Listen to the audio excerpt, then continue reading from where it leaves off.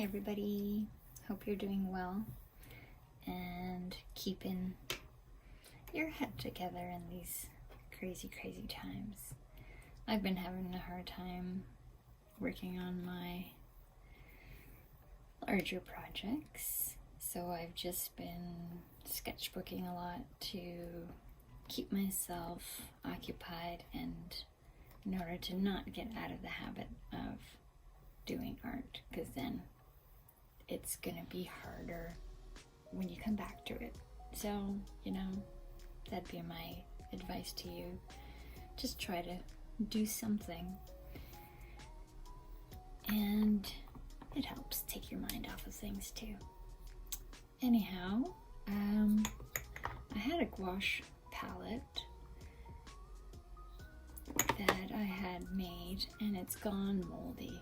It's been a long time since I've used it, so that's not an issue, but or it's to be expected. This is my gouache collection, and I wanted to put it together another little gouache palette. Let me just find that.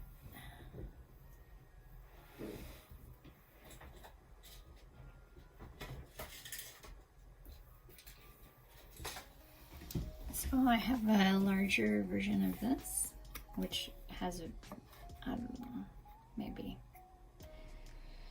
double as big and has many more wells, but I think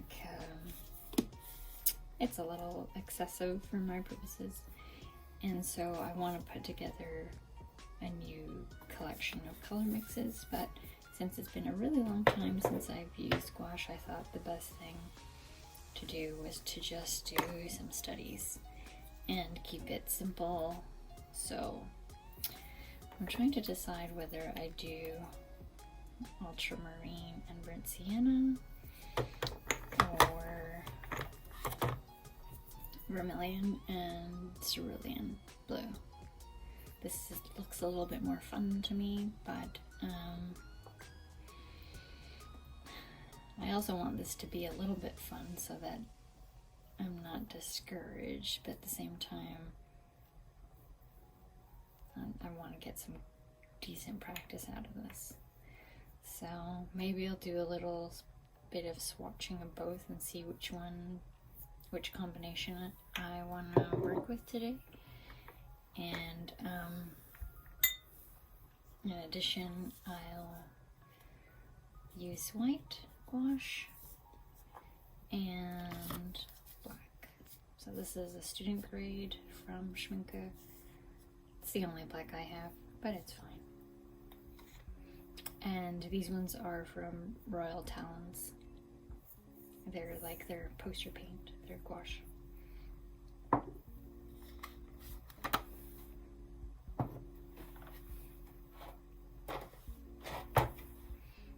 And this is my Hahnemühle sketchbook. It's not meant for gouache necessarily, but I've used it before, and it's like a multimedia paper. It's quite thickish, and you can do decent, like even watercolor in there and stuff. So I've used it for studies, and I actually really like this format. I kind of forgot about it. I usually have quite a few sketchbooks going at the same time, and this is my first kind of smaller sketchbook that I like. I usually use like an A4, and I actually really have enjoyed the sketchbook, and when it's done, I think I'll probably get another one. Anyways, I could recommend it. I'll find out what it's called and put it in the description below.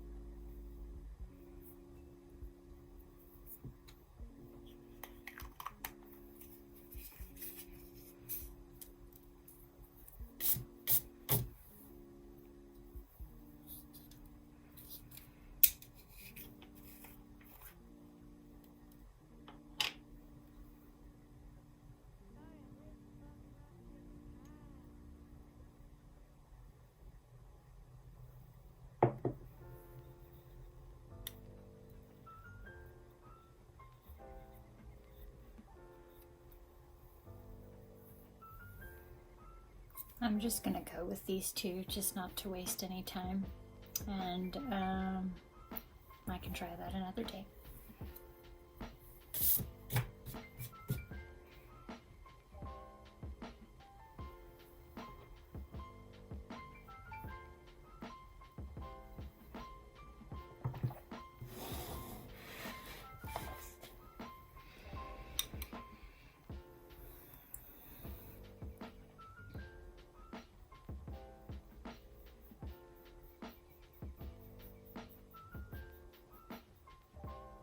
If you've never used gouache,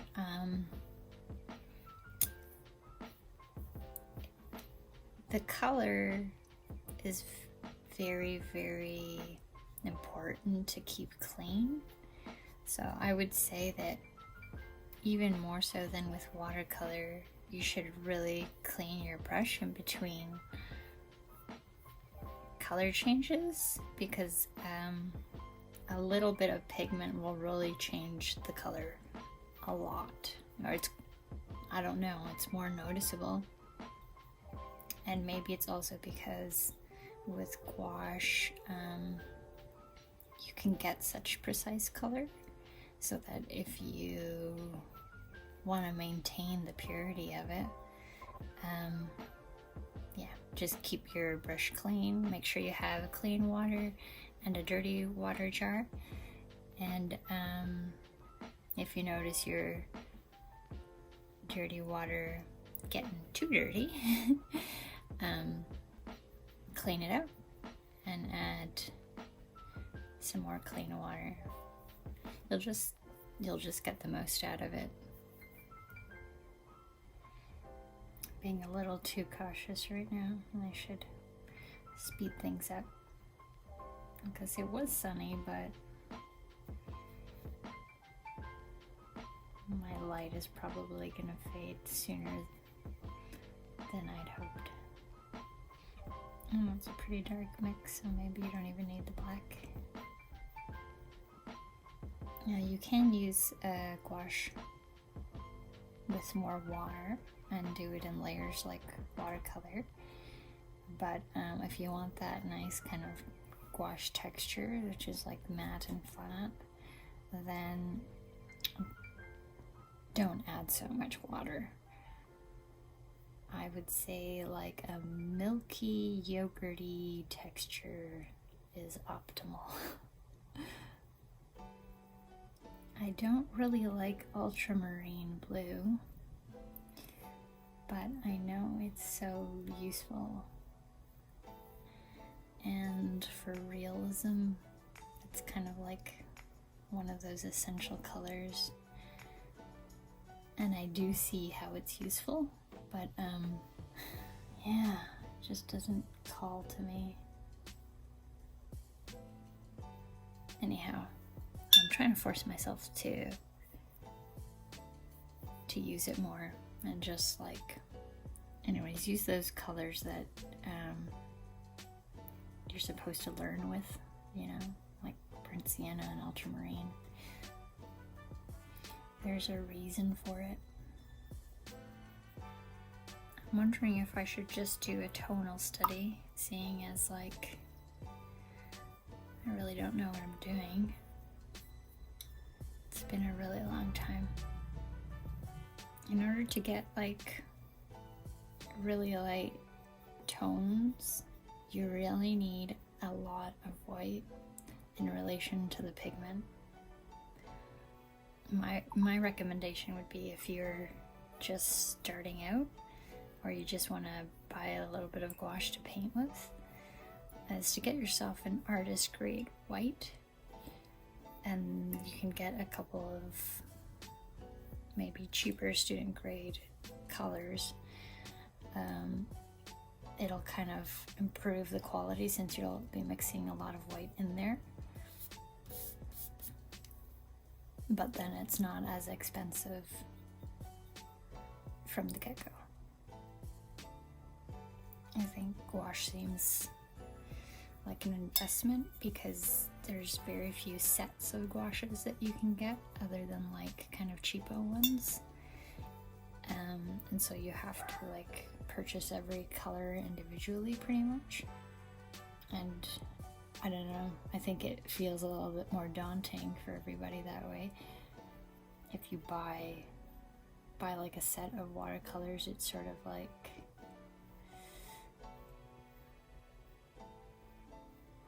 some of the work is done for you and you're getting a deal. Anyhow, I think I'm just puttering here because I'm nervous to start, but I should just start and see what happens. I do really like this kind of like lilac-y tone. It's pretty. I always like colors like that. I guess it's kind of like a flesh tone-y sort of thing. But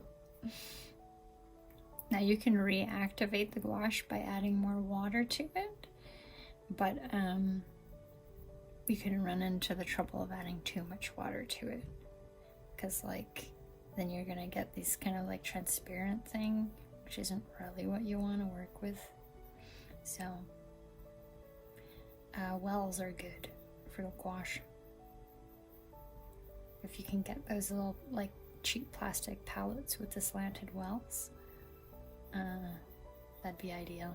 I have one of those, but I used it with acrylics and now that's caked on, and I do just like using a little ceramic dishes like this, like they're just from well, I got them at like a Chinese houseware store, and that one's plastic.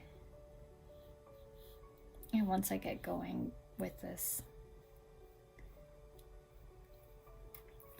is kind of like the way I would work with it, but I would say to start off with, I would recommend mixing little wells. That way you can have the gouache at the consistency that you need it at, and then you're not running into that trouble of like adding too much water on occasion. You can just monitor the water level better. Anyhow, I am just tinkering and I should just start. So I'm gonna just sketch something here quickly, and I think I'm gonna tape it off so you get clean edges, because why not? And also it looks actually really nice with gouache. I'm gonna try to fit a few on the page and just do them small and try to do them fairly quickly.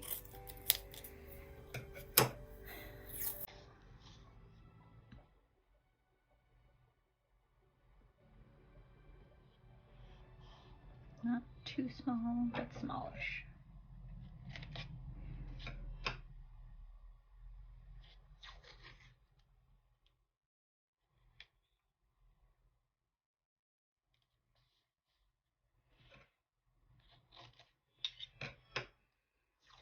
I need to get some painter's tape because it's kind of a waste of washi, and this is actually nice washi. It's the good stuff.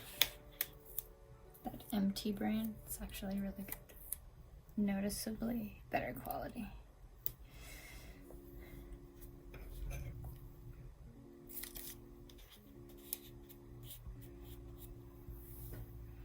But I'm using a neutral color today because,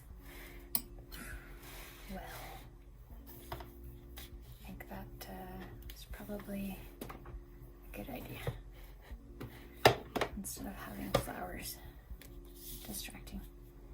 Just gonna quickly sketch the outline in, and then we'll start.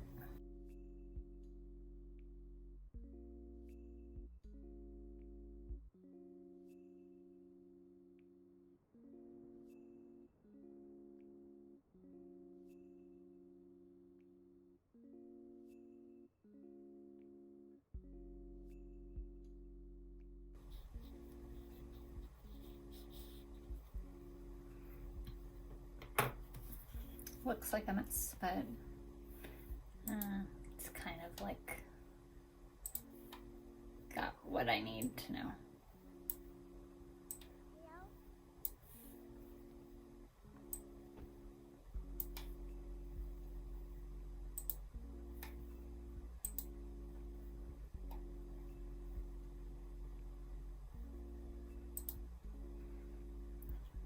put some Skyrim music on.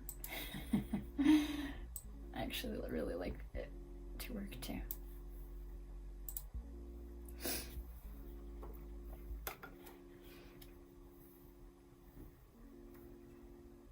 And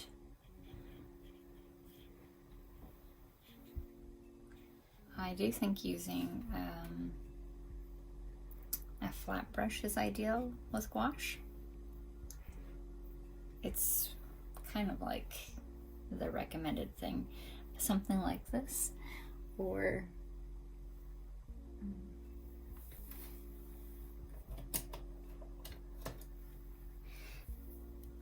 like an angled brush, but these ones are a little large for the space that I'm working in, so I'm gonna just use this guy here.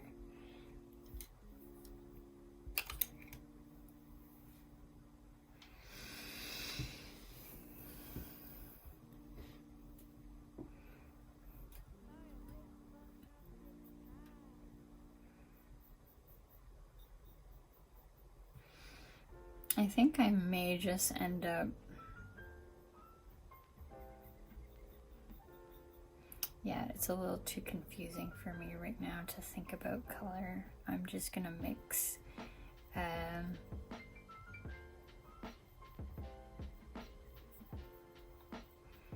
sort of my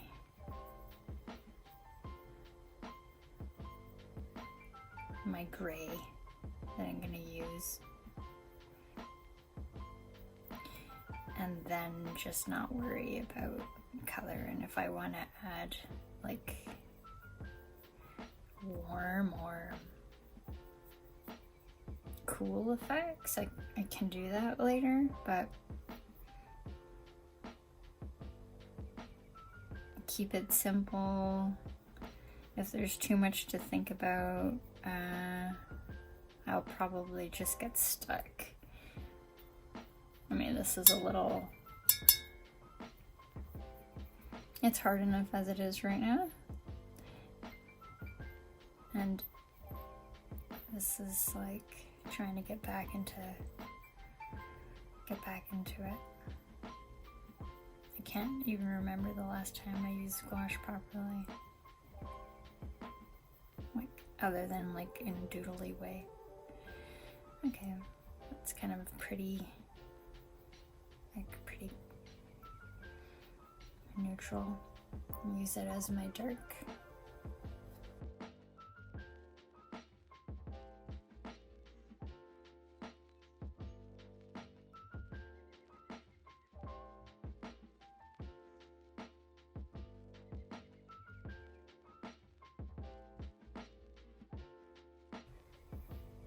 I have my mix too watery right now. I just added way more water than I wanted to.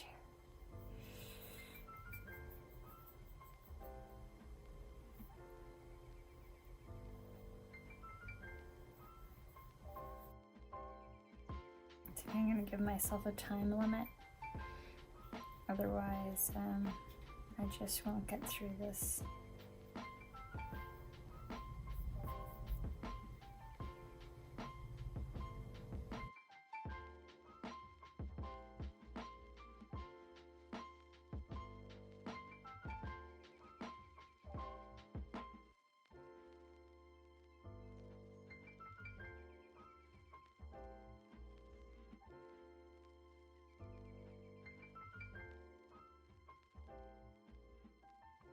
So, I don't know if you can see, I mean, this is a bit of a mess, but the color is so touchy as far as like light and shadow, that the areas that have more blue in it are noticeably darker because that mix isn't like purely mixed. So even here where I've added quite a bit of thick layers, it had more of the burnt sienna in it, so it didn't go as dark.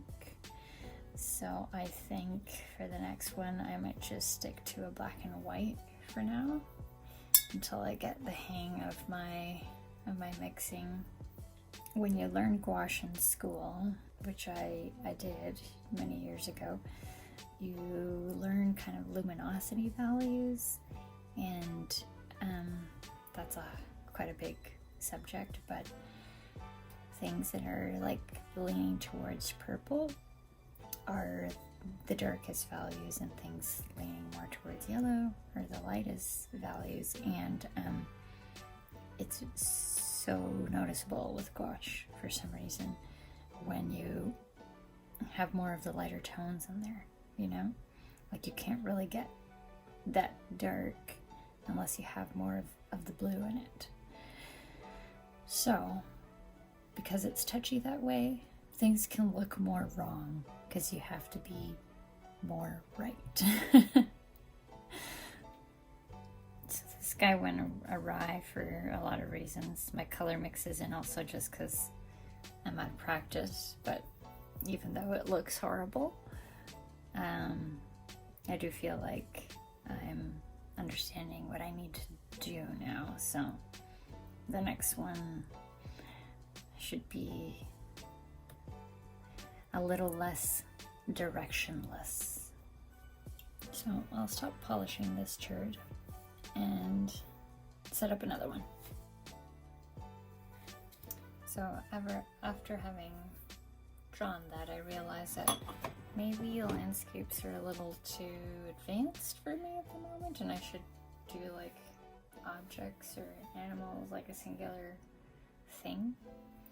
But I got that down, so just gonna give it a try. It's much more simpler, it's just a tree, so we'll see how that goes. I removed the colors, put them over there. I'm gonna just use that black and white, and have quite a few of these little ceramic plates. I'm gonna do this guy and then take a break and probably start a fire because it's cold downstairs. Well, it's cold up here too.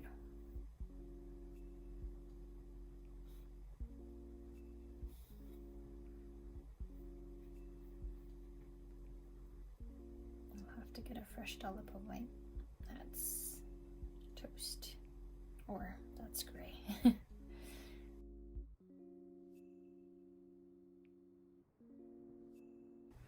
Now I'm translating a color photograph into black and white, which is another challenge in itself. It helps to see value if you squint your eyes, something I learned in school. It seems funny, but it actually works. But if you're having a hard time with that, which I totally understand because it's hard, then I would change your reference into a black and white image on the computer, and that saves you an extra level of difficulty. And then, like, as you get more comfortable, you could work directly from the photo reference, the color photo reference rather.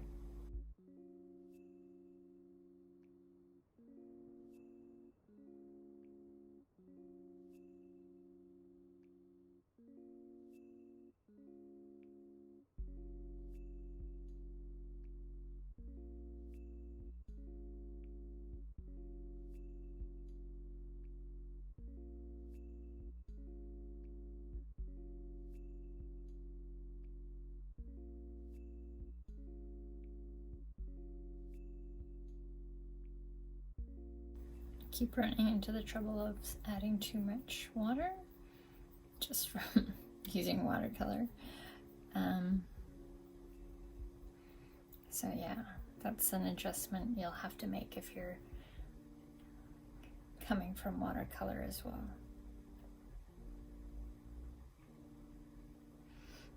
I'm not very good at value. It's something I've always struggled with and continue to. If I look back on my art school projects with gouache, it'll be so depressing because the skill has just gone, and I used to be able to manage this stuff. Well, I'm gonna leave it there.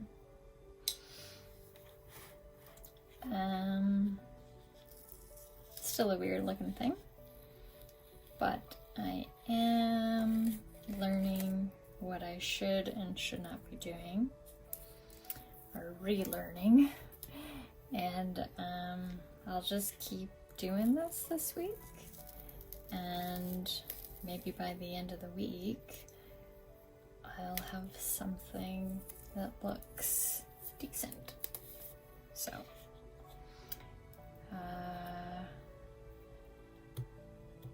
I'm doing this in order to get back into painting in general.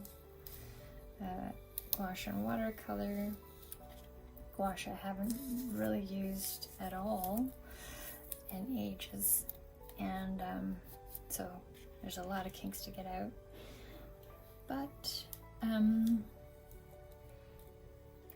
I also need to level up my light and shadow play, and I don't think there's a better medium to build that muscle. So, little bits of ugly. Tomorrow, hopefully, it'll be something better. We'll see.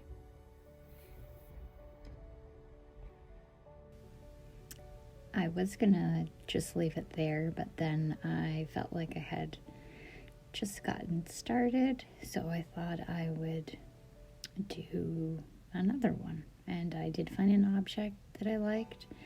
It's a vintage Slavic nutcracker, and it's shaped like a dragon, which is really cool. Anyhow, I thought that this was like a nice, like, high contrast object because it's metal and reflective, and then I could work a little bit more on the shadows. I think that with this one, I did manage to like go a little bit more intensely and graphically, but that was really helpful. And yeah, I guess like just maybe if you're gonna try this out too, that maybe it might be a good idea to start with an object instead of like a landscape, because there's a lot of like nuances and stuff with like leaves, and like there's just like much more information. So if you can find an interesting object that that keeps your attention, I think that it's like, yeah, probably a good idea to find something that you find interesting, because you're going to be looking at it for a while, and if you can sort of be engaged by the object itself, it'll help you keep focused. Because I don't know, personally I find that a struggle sometimes just to keep focused if I'm not really into what I'm looking at. So yeah, that's my 2 cents there.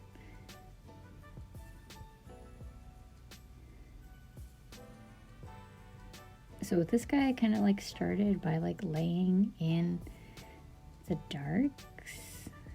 I don't know if it's a good approach. I'm still like figuring out how to go about this. Like if you should just like stay in one area and then move out from there. But to me, like, it made sense to find like kind of like the darkest points that I could like anchor and reference to, as far as like what other tones that I mix, like that they have a, well, not that that I have a relationship established for myself as to, you know, how dark in comparison to that point is it. Anyhow, I hope that made sense. I do like the way the sky turned out, but mostly I think I learned a lot, and I should probably do a few more object studies.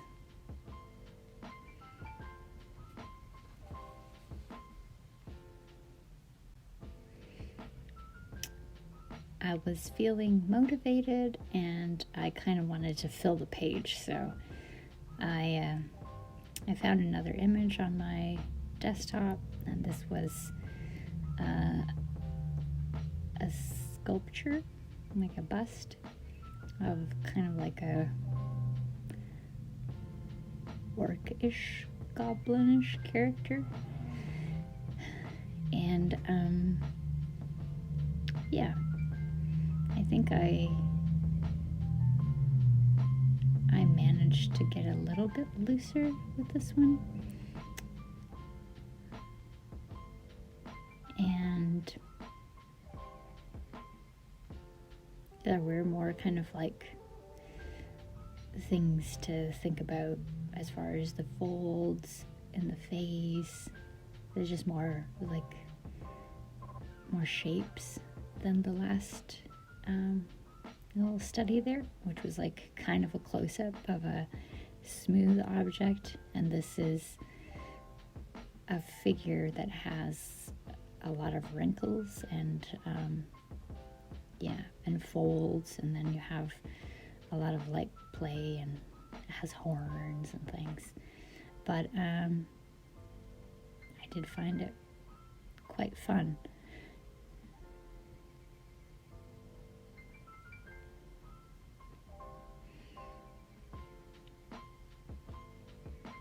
Anyhow, I don't really have much more to say about that. I hope that you found this interesting. My initial intention with this was to like film an entire week of these study pages and then edit it into one video.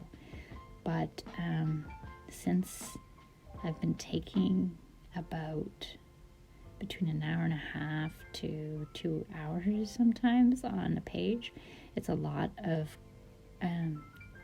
content to edit, and I thought that maybe it's also interesting to see how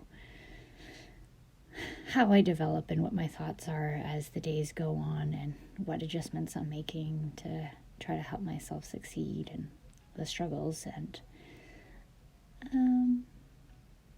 so I'll be posting one per day, and I'm doing this voiceover on day 3, so I have to catch up on editing, and then I'll be posting these one after another.